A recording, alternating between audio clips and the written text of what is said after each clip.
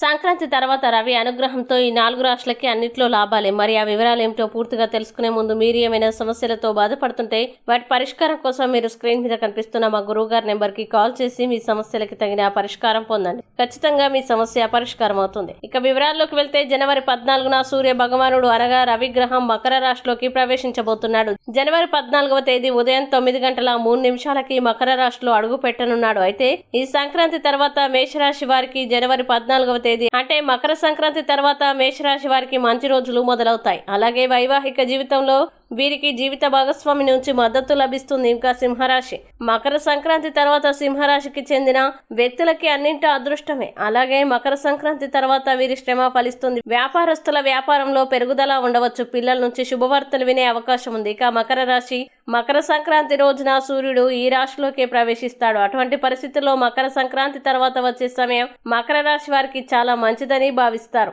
మీ ఆరోగ్యం మెరుగుపడుతుంది. చాలా కాలంగా ఉన్న అనారోగ్య సమస్యలు తీరుతాయి. అలాగే వృశ్చిక రాశి వీరికి సూర్య భగవానుడు మకర రాశిలో సంచరించిన తర్వాత వచ్చే సమయం వృశ్చిక రాశి వారికి వరం కంటే తక్కువ కాదు. కోరుకున్న విజయాన్ని సాధిస్తారు. ధైర్యం పెరుగుతుంది. ఉద్యోగం కోసం ప్రయత్నిస్తుంటే విజయం సాధిస్తారు.